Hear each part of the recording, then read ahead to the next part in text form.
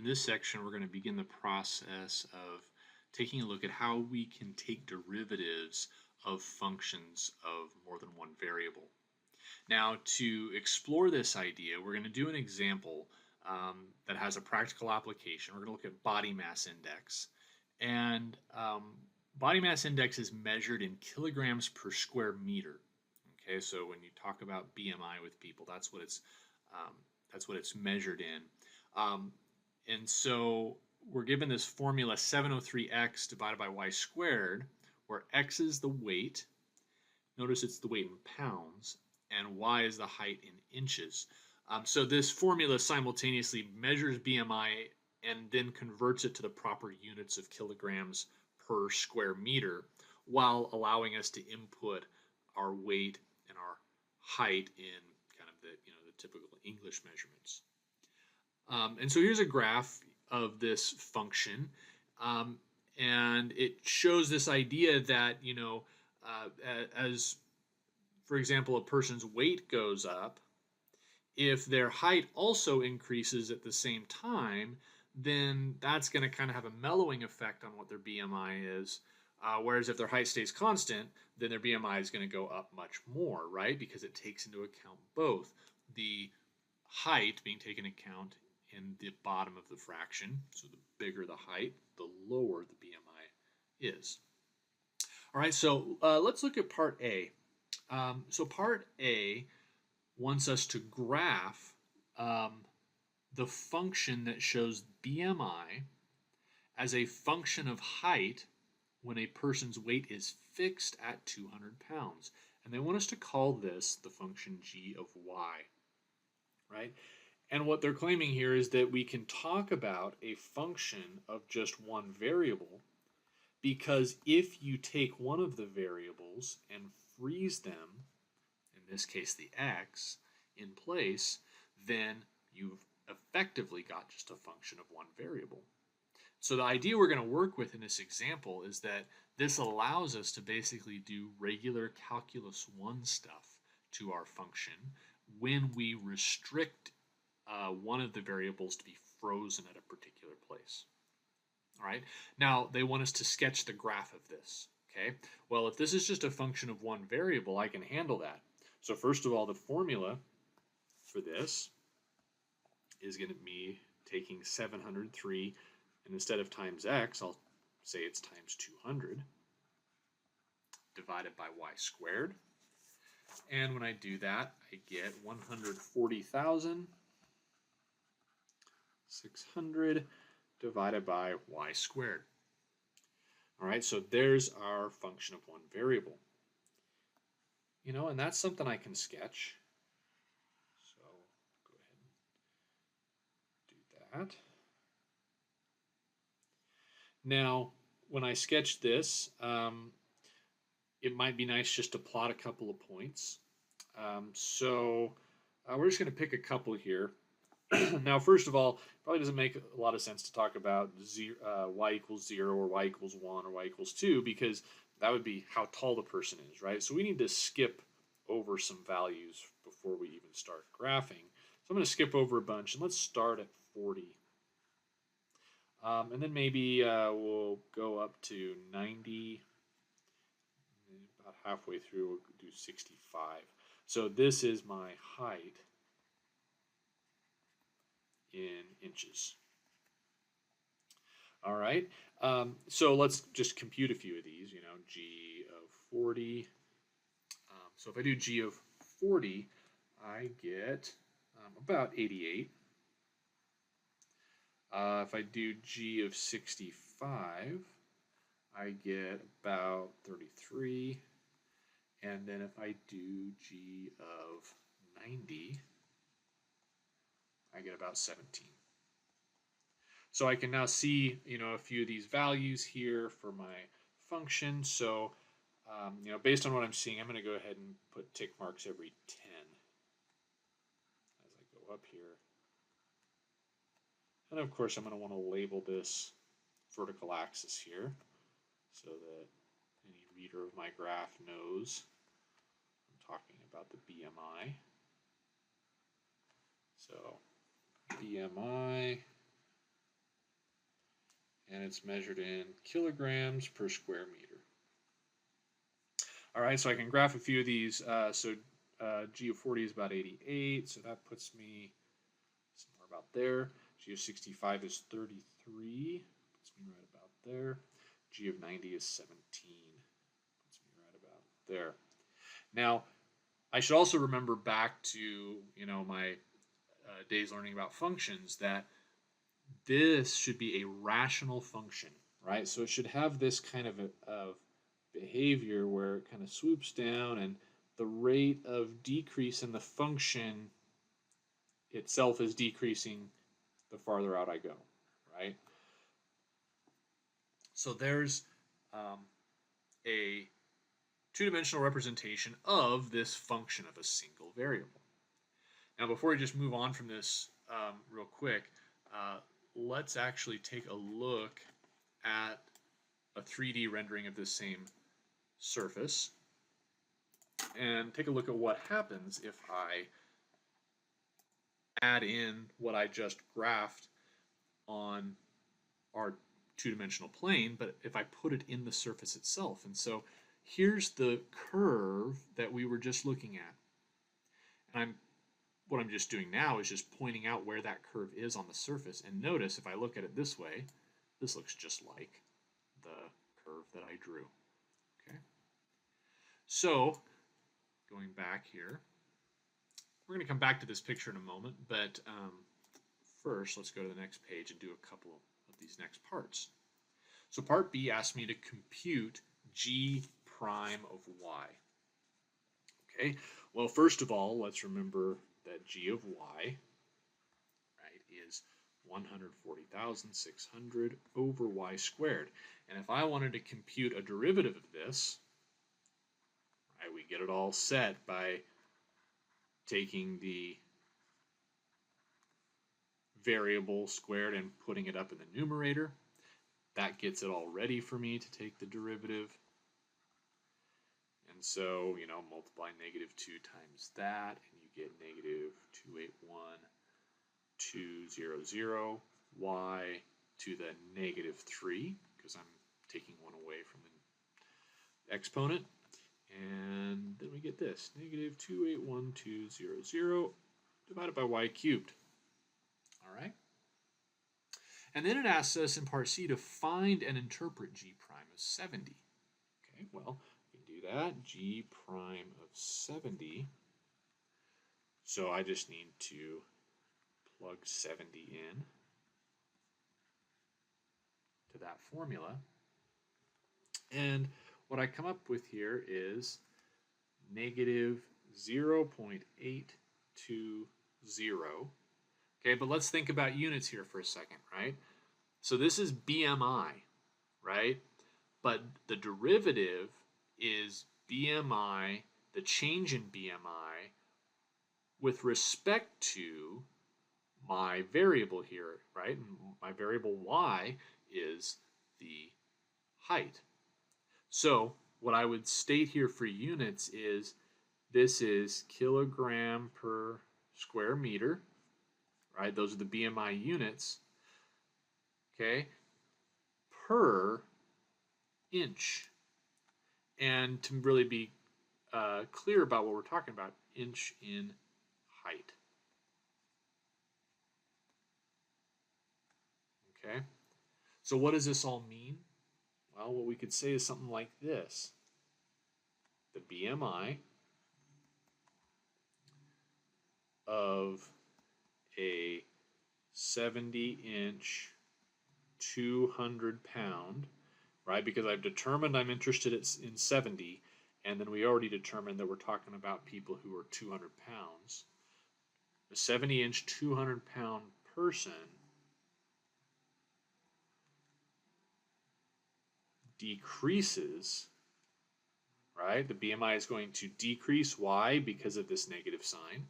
Decreases at a rate of 0.820 kilogram per square meter per inch of height gained. right? So it's telling me if I'm a 70-inch, 200-pound person, if I hit a growth spurt of an inch, that this is about the change in BMI. I'd expect it to go down about this much um, if I stayed at 200 pounds but grew that inch.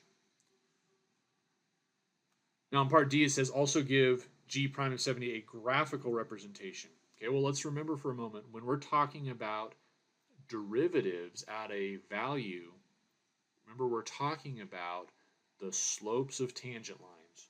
So that means that G prime of 70 is the slope of the tangent line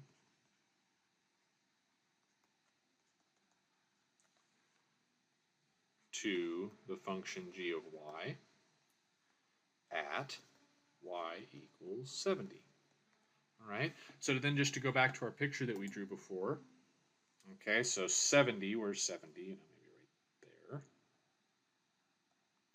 So what we're saying here is that that computation we made, right, is this slope. And remember, we got a negative number, so I think it's good. Let's use this, make it a little slicker. It's good that we're getting a negative slope here, because I know I should be getting a negative slope because I have a negative value for my derivative. So this is so G prime of 70 is the slope of this line. All right. And then briefly before we move on here, going back to our 3D rendering, let's go ahead and add in that line that we're looking at, and here's what we get. So what we have going on here is that we can take derivatives like we're used to from Calculus 1 if we can just restrict ourselves to certain x, in this case x values on the surface, and then say how is the surface changing with respect to y as long as I freeze x in place. So this idea of freezing one variable and seeing how the other variable is affecting the function is called taking a partial derivative. All right, so we computed g prime of 70, and we know from Calc 1 that to calculate that, you just take g of 70 plus h minus g of 70 divided by h, and then you let h get really small, right? That's the limit definition of a derivative right there. Okay, but if I then go back, right, and remember that g of y was defined as f of 200 y. So if I remind myself of that, then we can just rewrite this limit definition of a derivative, but just with 200 stuck in there with f instead. It's the same thing. And so this, and here's the formal general version, is this, we're just going to do the same thing we did in Calc 1 to define this thing called a partial derivative. That we're saying we're taking the partial derivative of f with respect to y. So that means y is the one that's allowed to change, and x is the one that we are freezing at a particular place. And by the way, I'm not sure if you have this typo in your notes, but there should be a y right here, not a u. Oh, and speaking of typos, sorry. I think in your version of the notes, if I recall correctly, at the very beginning up here, I think that when I state the units, I think I had pounds per square inch written here, so make sure you can cross that out. The correct units are kilograms per square meter. Sorry about that. So there's our limit definition of a partial derivative. Okay. Now, I promise you that we're not going to do what we did back in Calc 1, where you spend a few days working with limits, and then a few days later I give you the shortcut. In Calc 1 it was the power rule, right? And you're like, wow, that really makes derivatives a lot easier. So we're not going to do that. We're going to jump straight to the shortcuts momentarily, but I do want to wrap up this example first. So let's look at how we can freeze y in place and work with x. So we're going to call j of x the function where x can change, but y is frozen at 70. Okay, so then j of x, right, that's just going to be 703x over, but instead of y squared, we'll say 70 squared. So 703 over 4900x. So then if I want j prime of x, well, when I have a number times x, that's an easy derivative. X goes away and you're just left with the number. All right, so they want us to find and interpret j prime of 200. Okay, well, j prime of 200 is about 0.143 when you compute that. Okay, so what does this mean? Well, a person 70 inches tall and 200 pounds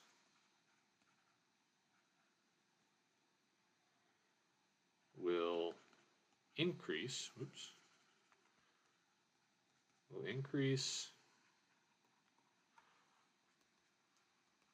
their BMI by 0.143 kilograms per square meter, okay, per pound gained in weight.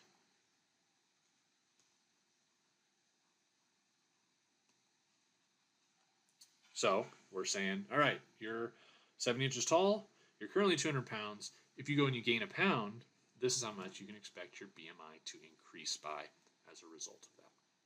So what we just did there was what we call a partial derivative with respect to x, right? Because we're letting y be frozen, we're saying how does the function change as x changes? Okay. So down below here, before we move on, just some notational things. Here's a number of ways you're going to see partial derivatives written. F with a little tiny x is going to be the partial derivative with respect to x. F with a little tiny y, partial derivative with respect to y. You're also going to see this notation here. So, so this partial of z with respect to x, think of that kind of like your dy dx back in Calc 1. So that's the same type of notation, and then just to indicate that it's a partial derivative, we just kind of do that kind of script-looking letter instead.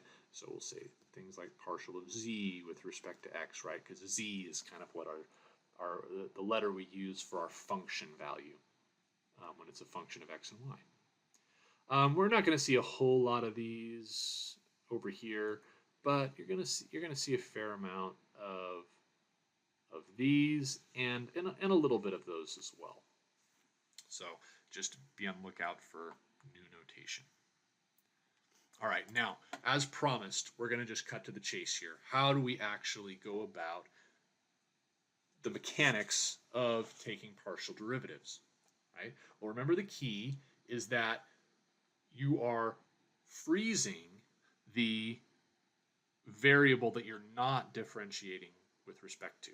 So here I want the partial derivative with respect to x. So what that means is that we're going to freeze y. Well, if you freeze y, what does that mean? It means it's constant. It doesn't change. So here's what we're going to do. We're going to think of y as a constant, right? Just as a number.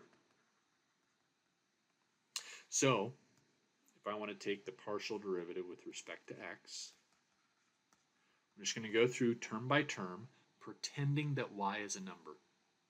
So if I have a whole bunch of numbers, it doesn't matter what side they're on, before or after, x to the fifth, what do? Well, I really focus on x to the fifth, and then the numbers themselves don't matter a whole lot, right? And I know the power rule tells me to multiply that exponent by the numbers in front, right? And so Well, there's a 2 out here, so let's just do 5 times 2. Would be 10. And then you would reduce the power by 1. And then you got this constant here, y squared, but you know, it can just go along for the ride, right? Because the constant is not affecting the differentiation part, right? It's not interfering in a sense with us taking the derivative of x to the fifth. It's just there. All right, here's another one. If I have x squared times a number, again, I'm just applying the power rule. So 2x instead of x squared, and then hey, the number can just go along for the ride. Now lastly here, this is the time where people might get a little messed up. Minus y cubed, you're used to looking at something like that and wanting to like do power rules and things, but remember, y is a constant right now. So I want you to think of it as if it was like minus 30. If it were minus 30 and I asked you to take the derivative, you know that the derivative of a constant is 0, right? So that is 0 when I treat y as a constant. So here's my partial derivative with respect to x. And then if I can compute my partial with respect to x, generally, then I can do it at a specific place as well, where I just plug in negative 1 everywhere I see an x, and a 2 everywhere I see a y.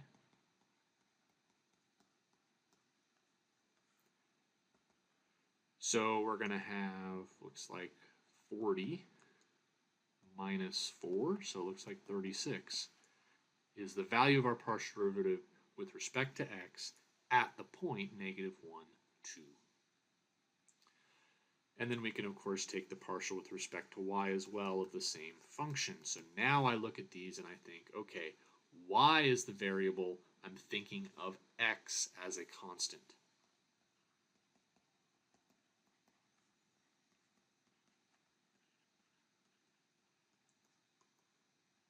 So in that first term, well, y squared, I'm going to multiply the constant by 2, so that means 2 times 2 is 4. X to the fifth is just along for the ride. And then there's a y. Plus, well, x squared is a constant times y. Well, I'm left with just the constant in a situation like that. And then this time I do have something to do with this last term. So minus 3y squared, because I'm differentiating with respect to y.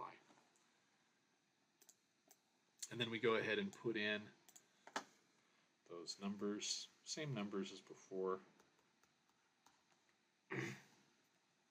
So 4 times negative 1 to the fifth times 2 plus negative 1 squared minus 3 times 2 squared. So we end up with negative 8 plus 1 minus 12. So it looks like negative 19. Okay, so what are we talking about here? What does this even mean? Well, what it means is that if you're at the point negative 1, 2 on that function, then if you move in strictly the x direction, or move in the x direction a little bit, but stay frozen in the y direction, then you're increasing at a rate of 36 units. Whereas if you moved in the y direction a little bit, in the positive y direction a little bit, leaving x frozen, then you are decreasing by 19 units per y unit. Right? So it's giving you, if you move in these directions, how does that function height change? All right, so let's do a few more exercises where we compute partial derivatives. So here we have g of u comma v. So let's first compute gu, right? So which means we're going to differentiate with respect to u and pretend like v is a constant. Okay, so we won't get intimidated by this, right? Just like before, the chain rule still works. So this function that's the natural log of all this stuff, well, at first all I think about is not how complicated this stuff is, but I just think, what's the derivative of a natural log? Well, the derivative of the natural log of x is 1 over x, right? So we're going to start by just saying this is 1 over u squared minus 2uv minus 3, right? But then, of course, we have to multiply by the derivative of the inside, right? So what's the derivative of the inside? Well, it's still just the derivative with respect to u, the partial derivative with respect to u. So partial derivative of that would be 2u. And then if I have 2uv, remember v is just a number. So that would make that u go away, minus 2v. And then, of course, that becomes 0. So this is just 2u minus 2v over u squared minus 2uv minus 3. Okay, so what are we just doing here? We're just doing the chain rule, right? And then the partial with respect to v starts out identically, right? Whatever's in here, you take 1 over that thing. So it starts out the exact same way as the partial with respect to u, but now things change when we multiply by the derivative of the inside, right? Because we're thinking now of u as constant. So that's a 0, right? Minus 2u, but then again, minus 0, right? So this one just becomes negative 2u over u squared minus 2uv minus 3. All right. So we've done a couple examples here. In the next example, we want to take the partial with respect to x. Okay. So I want you to just take a moment and maybe pause the video and give this one a try yourself. See if you can kind of figure out what should be going on here.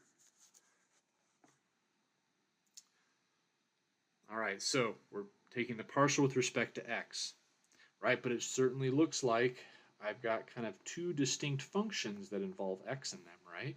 So of course this is going to be the product rule. Right, so we're just using all these same old rules that we learned from Calc 1. So, right, we'll just go ahead and do the derivative of the first times the second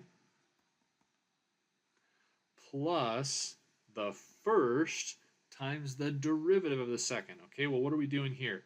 So what's the derivative of tangent? Okay, just remember this one. Might have to rack your brain a little bit. Might not have had to use this in a while. But the derivative of tangent is secant squared. All right, but I'm not done because I still have to do the chain rule, right? So times the derivative of the inside. Well, the derivative of the inside is just y, right? With when I'm going with respect to x. Okay, so you know what's going. Let's be a little bit careful here, right? So what are we doing here? Just so when you look back in your notes, this is the partial with respect to x of yx, right? Because we're using the chain rule. And then we can just clean this up just a bit to be 2x tangent yx plus x squared y secant squared yx.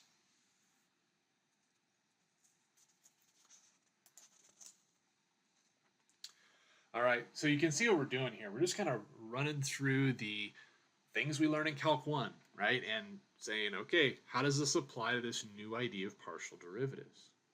Okay. Now, if you're thinking back to Calc 1 and doing a survey of it in your mind, you might be thinking, please don't let him talk about implicit differentiation, right? That's the one thing I don't want to hear about when it comes to this, but sorry, I'm going to anyway. So remember, we can do implicit differentiation in Calc 1, so we can do it here with partial derivatives. So when I don't have my dependent variable isolated, we can still have implicitly defined functions that we can take derivatives of. And so you remember from Calc 1, all you did was you went through and you just took the partial derivative of everything, right? So I can go ahead and say I'm going to take the partial with respect to x of z squared and the partial with respect to x of x squared and the partial with respect to x of y squared z, right? And my goal is to get the partial of z with respect to x. So remember, z is implicitly defined. I'm going to write this over here, by the way. Z is implicitly defined as a function of x and y.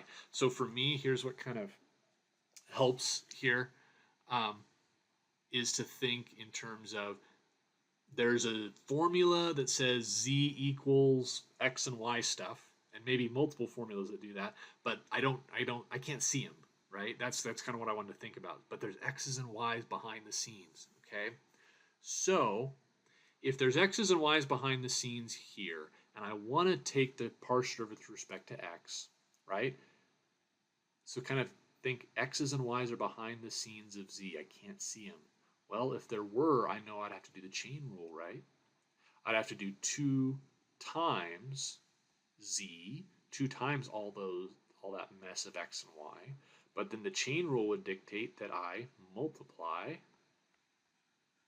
by the partial derivative of whatever was in there, right? And this should ring a bell from Calc 1, the implicit differentiation in Calc 1, right? Where if you had d dx of y squared, you said 2y times dy dx. It's the same idea.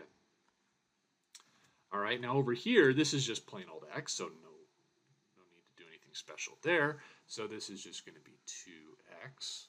That's it. But then here, what do I have, right? Well, here, this is y squared times z. Now, if we're doing a partial with respect to x, remember that we are thinking of y squared as a constant. So that's going to be just y squared, right? When you take the partial of y squared times z, just y squared, the z goes away. But then, still, that z's got x's and y's kind of lurking behind the scenes, so I still got to have my partial of z with respect to x. And so that's what I was trying to find in the first place. So now it's time to solve for it. Right? And so I, of course, get everything on the same side first.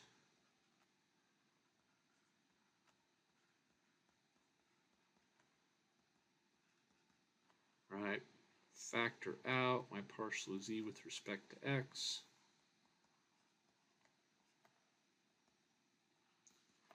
And then finish things off.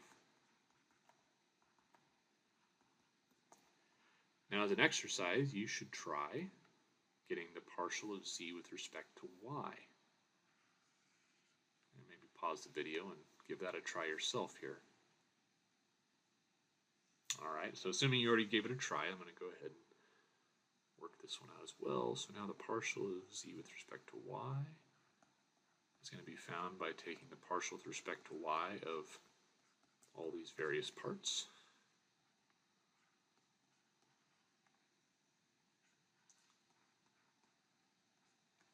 All right, so over on the left, really the same sort of thing happens, right? I still have 2z, and then I got to take the partial of z with respect to y because of the chain rule. Now here, I just get 0, right? Because x squared is supposed to be like a constant when you're differentiating with respect to y. So that's just 0. But over here we get something interesting. We've got y squared, right? Same variable, but then z, doesn't look much like a z there, but z is also implicitly defined as a function of both x and y. So here I have to do the product rule. So what we're going to have is the derivative of this, so 2y times z plus y squared times the partial derivative of z with respect to y. right? So I'm doing the product rule.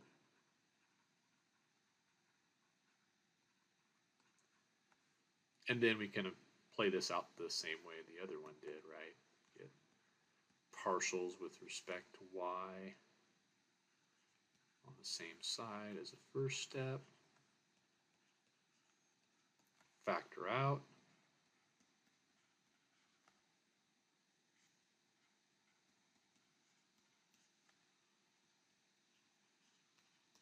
And then give our answer.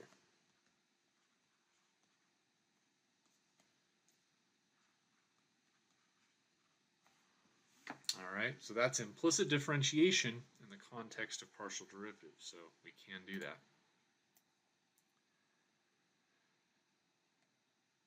Now, example 6 is just to really point out this concept that we can take functions of more than two variables and find their partials as well. So here it becomes a little harder to picture what's exactly going on, but we can still do it nonetheless. So this would be a good time to just try these on your own. Try partial with respect to x, partial with respect to y, and partial with respect to z. And since this video is already kind of getting on the long end, and I'm not really introducing anything too new here, I'm just going to go ahead and put the answers that I got. And hopefully you've tried these on your own already.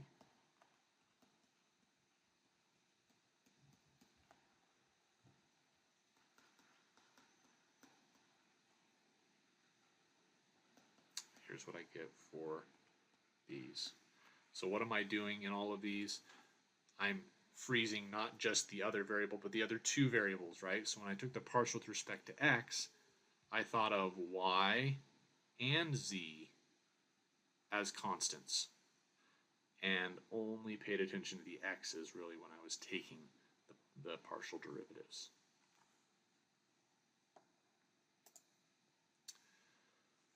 All right. So, you know, if we can take one partial derivative, we can take more than one, right? So again, just following the same progression we went through in Calc 1, right? We introduced second derivatives and we gave meaning to those, all right? But here it's tricky because now you can have different types of second partial derivatives. So if I started off with a partial with respect to x, I could follow it up with another partial with respect to x. But what if I followed it up with a y? Or if I started with a y and followed up with a partial with respect to x, or I could follow it up with the same y again. So really, these are 4 different ways that you can take a second partial derivative. So in example 7, we're being asked to do all 4. So, of course, first we got to take the partial with respect to x. And so the partial with respect to x, okay, we're thinking of y as a constant, so this is just 6x, y to the negative 1. And then here, bring that down, plus 2x to the negative 2, y squared. Okay, and then our partial with respect to y, thinking of x as constant, so this would be negative 3x squared, y to the negative 2, and then negative 4x to the negative 1y. And we're just going to keep these negative exponents for now. We're not going to do any big simplification at this point. All right, so now let's go through and compute all 4 of these like they said. So fxx would just be looking at this and then saying, okay, let's go ahead and take the partial with respect to x again. So that's going to be 6y to the negative 1. And then looks like minus 4x to the negative 3, y squared. And then if I do fyy, that's just going to be me taking the derivative with respect to y again here. So 6x squared, y to the negative 3, and then minus 4x to the negative 1. All right, but how about these mixed partial derivatives? So if I'm looking at this one, fxy, that means I'm taking fx and then differentiating with respect to y. So that would be negative 6x y to the negative 2. And then over here, we've got plus 4x to the negative 2y. Now on this side, fyx, okay, so starting with this, and then taking the derivative with respect to x would mean negative 6x y to the negative 2. Notice I'm looking at this one, differentiating with respect to x. And then plus 4x to the negative 2y. And what you notice here is these two are identical. Now this was no fluke. This is going to be true in general, and down at the bottom of the page here, we call Clairaut's theorem, and it just says that if f is defined on a disk, right, just define an area that contains the point we're interested in, and the mixed partial derivatives are both continuous, then they actually have to be equal to one another. Okay, is what that's saying. And what's the physical meaning of this? Well, you're kind of thinking of things in terms of, if you take that first partial derivative with respect to x, we're saying we're freezing y and moving in the x direction a little bit and saying, okay, what's the rate of change there? And then taking the partial with respect to y says, okay, how does that tangent slope change as I move in the y direction? Okay, so it's just saying, okay, well, just imagine that tangent slope just kind of tilting a little bit. It's quantifying that. And what they're saying is, it doesn't matter if you move in the x first and then in the y, or vice versa, that answer is going to be the same either way.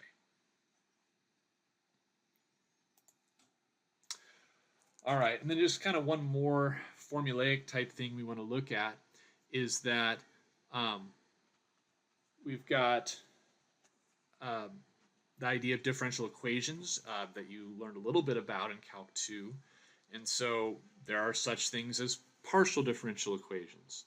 And so here's one example, something called Laplace's equation, which says that the second partial derivative of a function with respect to x and that plus the second partial of that function with respect to y equals 0, right? And the idea is you want to find a function that satisfies this. And this has a lot of meaning in physics. Okay, so it's something that it's a very practical partial differential equation. So we're not going to be solving partial differential equations, but what we can do though is we can show that this function is in fact a solution to Laplace's equation. How can we do that? Well, by computing both of these things, right? So first, of course, you'd have to take the partial of u with respect to x, which would just be e to the negative y, thinking of that as a constant, times the cosine of x, and the partial of u with respect to y. Okay, so now I'm taking the derivative of this and thinking of sine of x as constant, so negative e to the negative y sine x. All right, but now if I take the second partial derivative,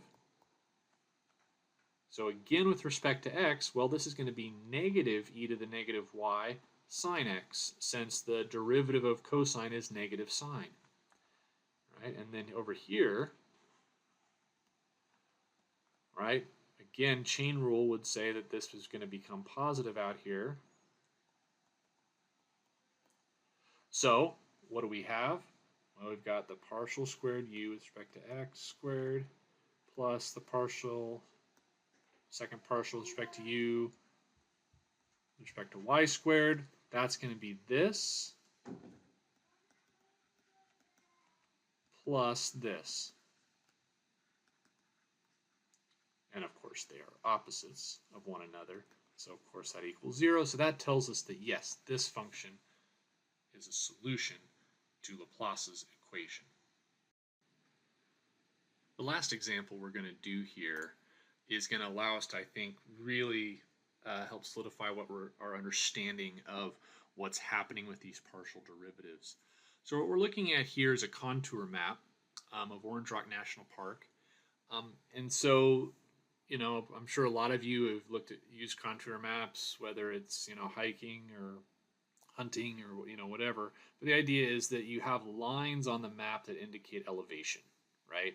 And so regular elevation interval or regular elevation values, you put a line. And so here we're doing it every 10.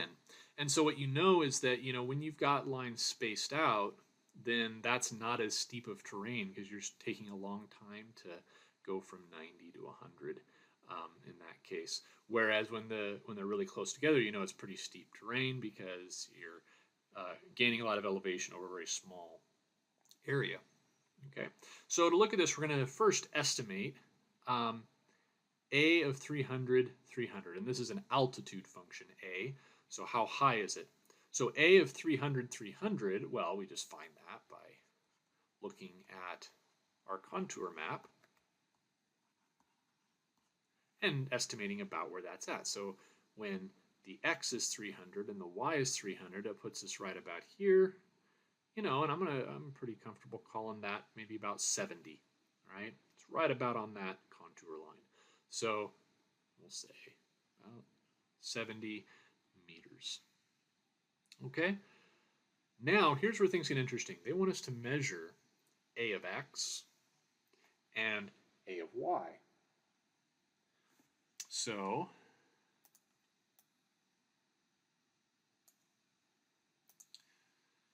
what would A of X be physically here? Well, A of X would be telling us if I did not change the Y direction at all, how would the function change, which in this case means elevation, how would the elevation change by moving a little bit in the X direction? Okay, so how do I figure that out? Well, let me just sketch a little picture for us over here on the side. One thing you might remember from Calc 1 is, if I had a function that was doing something like this, let's say I wanted to figure out, what's the slope of the tangent line here.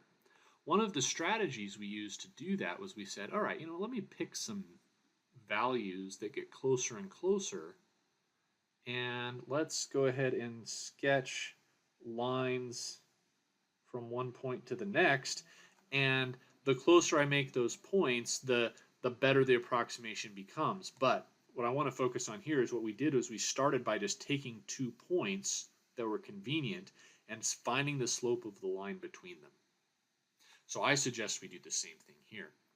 So let's go ahead and look at, well, we can go up to this next spot here where it's at 80, and we can go backward to this spot here where it's at 60, and let's use these to get an estimate. Well, I could find the slope, between these 2 points. All right, so what would that be? So that would be the difference in altitudes divided by the difference in their X values. Well, I'm thinking that this is probably an X value of about 400, right? So 400 minus 300. Okay. And so that would give me the slope of this line here. Okay, but then we have this slope over here as well. So I could also compute that slope. So that one would be, in this case, 60 minus 70. And so 60, this X value, I don't know, I'm going to call it 170. I'm just guessing, right? But I know that this is, I know that this here is 100, this is 200, so, 170 minus 300. And so that's the slope of that line. So would you agree that a pretty decent guess for the tangent, the slope of the tangent line at this point right here would be averaging these two, right? Averaging the lower slope and the upper slope. Of course, average, just add those together, divide by 2, And so that's going to be 10 over 100 plus negative 10 over negative 130 over 2. And so that ends up giving me about 0.088. Okay, and what is that 0.088? That's 0.088 meters in altitude. And how are we moving? We're moving in the horizontal direction, right? Per meter in the horizontal. Okay, so that is my approximation for the partial derivative with respect to x at the point 300, 300.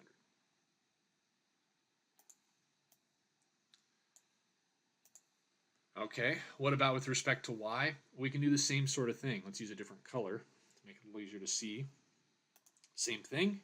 So I can say, all right, let's go ahead and find the slope between here and here. And let's also find the slope between here and here. Okay, so what are we doing there? A of y, 300, 300. That should be approximately just the average of the slopes of those red lines that I'm seeing there.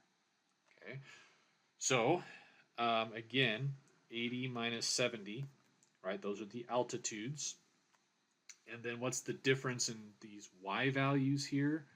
Well, I'm going to guess that 380 is about where that's at, minus 300. And then 60 minus 70 over, and I'm going to guess that that's about 240. So I'm calling that about 240 minus 300 all over 2. And that gets me approximately 0.146 meters in altitude per meter. And in this case, vertically, or not really vertically, excuse me, that's not a great word to use here, but kind of north and south, right, that I move here. All right, so those are what it means to calculate these partial derivatives. Now let's look at the next part here. So it says, what do AX and AY represent in physical terms? Okay, well, we kind of talked about this in a roundabout way, but let's put it down real carefully here. AX, right, what is that? That represents the rate of change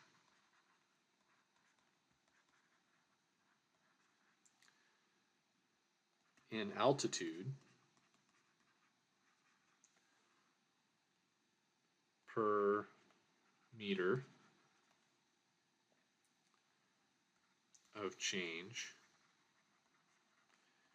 in the east direction.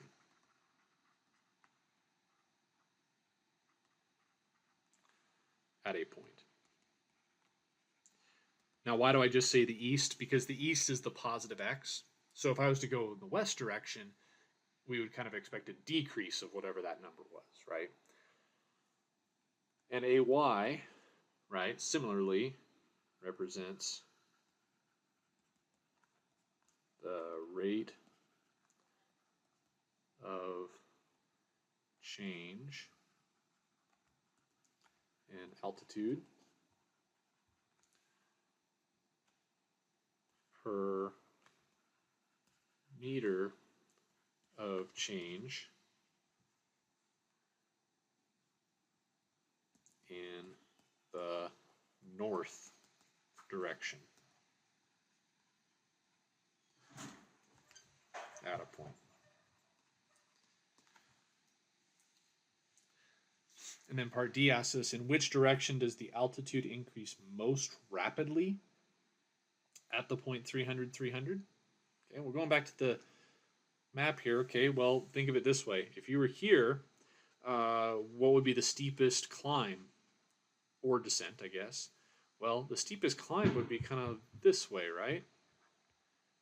right? Where these lines are kind of closest together, right? If I went this way, I've gone from 70 to 80 in a longer distance than if I went this way. So that would be the steepest climb here. So what we could say is that the altitude increases most rapidly, we could say, in the northeast direction. This answer here, if I go back, one thing you'll notice is that it's made basically a 90-degree angle with this other curve down here, the 70 curve. That actually is no mistake. So this is something you won't explore in my class, but you'll explore in Calc 4 a little bit. And then in part E, use your estimates of the partial derivatives to approximate the altitude at 320, 310. Okay, so what's going on here? Well, now here's where we're going to really understand the good of this calculation we've made. So I am asking, and let me erase a bunch of this to make it a little cleaner. So right now we are here. The point 310, 320, is that it? 320, 310, excuse me, is, just over here a little bit and up a little bit. So not a very big distance traveled. So the fact that I'm not traveling very far, right, means that the derivative should help me to give a pretty good approximation of the new function value. And again, taking us back to Calc 1 for a second, if I have a function here, oops, that's not the right. I have a function here, and I want to, well, here's where my tangent line is. We know that points that are really near this point here are approximated really well by this tangent line, right? That point and that point. The tangent line does a pretty good job of approximating them, whereas a point way far away, not such a good job. So it's the same idea here. Since I haven't moved off far from that, from my original point, I should be able to use this idea of how much the altitude is increasing or decreasing at 300, 300. All right, so we're saying 0.088 meters in altitude per meter, 0.146 meters in altitude per meter. So all I have to do here is I have to take 70, okay? So 70, which is A of 300, 300. And then understand that I am then adding on 20 meters in the x direction, right? But for every meter in the x direction, I was supposed to gain 0.088 meters in altitude. So what's this? This is AX, 300, 300. Plus, I'm gaining 10 meters in the y, and for every meter in the y, I'm supposed to be gaining 0.146.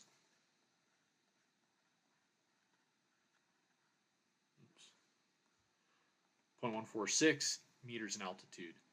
Now, is this perfect? No, because the further I get away from 300, 300, the less accurate this rate becomes. But because I'm not getting too far away, this isn't too bad of an approximation.